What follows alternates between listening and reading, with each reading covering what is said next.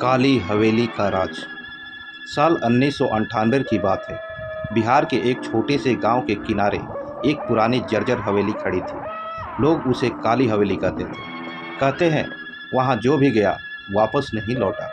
गांव के लोग उस रास्ते से भी नहीं गुजरते थे। लेकिन हर कहानी में एक ऐसा इंसान होता है जिसे डर नहीं लगता। वो था राहुल। राहुल शहर से आया था अपने दादा की पुरानी जमीन देखने। गांव में पहुंचते ही उसने उस हवेली के बारे में सुना। उधर मत जाना बेटा, वहाँ कुछ ठीक नहीं। एक बुजुर्ग ने उसे चेतावनी दी। राहुल हंस पड़ा। अरे बाबा, ये सब अंधविश्वास है, मैं खुद जाकर देखूंगा। रात का समय था। आसमान में काले बादल छाए हुए थे। तेज हवा चल रही थी। राहुल टॉर्च लेकर हवेली की ओर बढ़ा।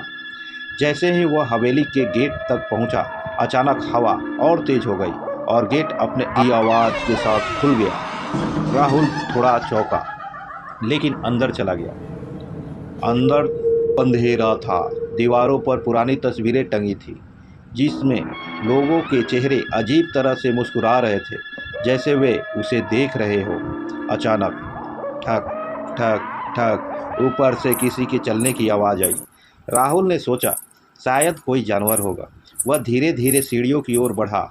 जैसे ही वह ऊपर पहुंचा, एक कमरा आधा खुला हुआ था। अंदर से धीमी धीमी रोने की आवाज़ आ रही थी।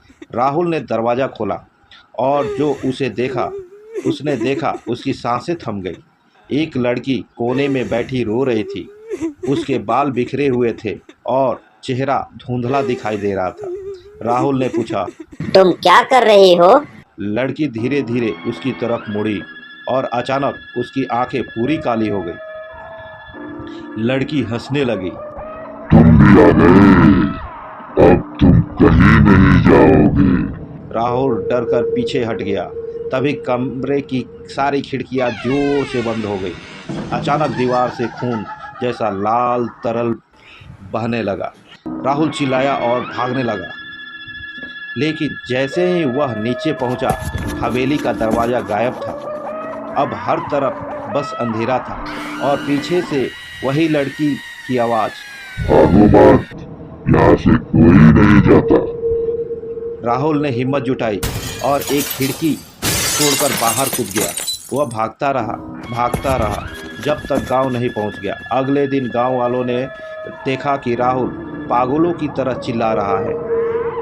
ओ अभी मुझे देख रही है।